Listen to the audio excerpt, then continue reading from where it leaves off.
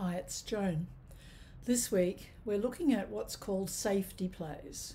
That's a very big topic, and it comes down to the fact that if declarer uses what's called correct technique, sometimes you can make a contract even when a suit breaks badly against you, for example 4-1 rather than 3-2.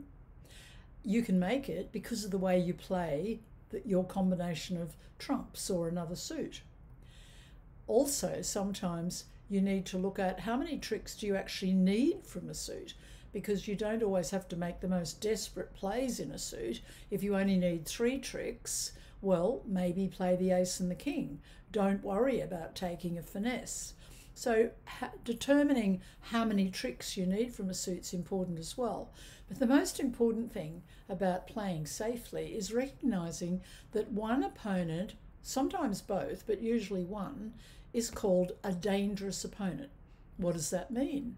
What it means is that if you were to let a particular opponent win a trick and you have a vulnerable combination of cards in your hand, most commonly king and 2 small, or king jack and a small card, then the hand that you don't want to be leading is the one on your right, which will force you to play second to the trick. If you can make the other hand lead, then at least playing fourth to the trick when the lead comes up to you will help if you've got, say, king XX. But you can't have east, say, if you're sitting south, winning a trick and playing a card through your king XX in case west holds the ace, the queen, the jack and the 10. So recognising a dangerous opponent, it's not always the opponent that has the long suit. It's often the opponent that is going to make you play second to a trick when you don't have ace king of a suit and you are quite open, wide open in a suit. So it takes a bit of practice to recognise it. So try the hand I've given you today and see how you go. And there's a lesson on managing to play safely in the online School of Bridge. I've just started May Zooms, and the topic for the 4-week course is judgment at the bridge table. If you want to become a better player, think about many other things about hands than just high card points. That's what the course is all about. I'm also doing 2 short courses for busy people, 2 doubles that you might like to investigate, negative doubles and balancing doubles, and for less experienced players, I'm looking at 2 lessons on entries. Entries are everything, a vital consideration to whether we make a contract or whether we can take the tricks if we can reach them. So there's a lot of exciting stuff happening in May. And also have a look on my website for my bridge lessons, my bridge holidays, sorry, that are coming up in June and in August. Have a great week, everyone. This hand, the dealer, has 16 high card points and an extra point for that beautiful length in diamonds. It's a very good diamond suit, and you can add an extra point for the 5th diamond. So we open 1 no trump.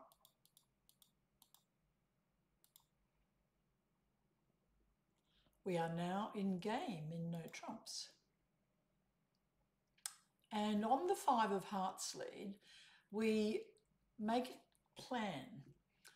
The contract is going to come down to how many tricks we can take in diamonds and where the king of diamonds is. So in terms of counting winners, we've got 2 spade winners, 1 heart winner, 2 club winners, that's 5, 1 diamond 6. We need to take 3 more tricks in diamonds at least. So we don't know where the king of diamonds is, but the worry is that they've led the 5 of hearts. That's a long suit. We don't know where the king, the queen, or the 10 or the 9 of hearts are. So we would do the rule of 11, which is 5 from 11 is 6. 1, 2, 3. There are 3 cards out above the 5. Cover it with the 6 and The question now is, do we win the ace or do we duck the ace? The answer is that we win the ace.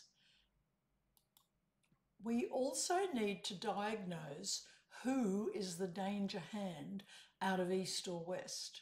And the answer is that East is the danger hand, because if East ever won a trick, they would threaten to play a heart back to their partner's length, and we would have to make a play in second position of either the 2 or the Jack. It's possible that if East is on lead, we will take no heart tricks, and East-West will take as many hearts now as they have in terms of length. But if West is on lead, then they cannot lead a heart through our Jack. If they lead hearts, it will come up to our Jack and we'll be playing fourth. So if they've got the King of Hearts, they'll take the King, and now our Jack will make a second heart trick. So the dangerous opponent that we mustn't allow to get the lead is East. We don't mind West gaining the lead. So win the ace of hearts first, do not duck. Cross over to the spade ace and take the diamond finesse. It loses to West, but as we knew, West can't get their partner in to lead a heart through, so they're playing hearts, and we now make the Jack, and we will take all the diamonds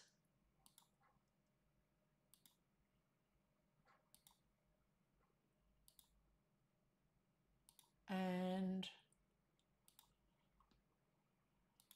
we'll give up one trick at the end.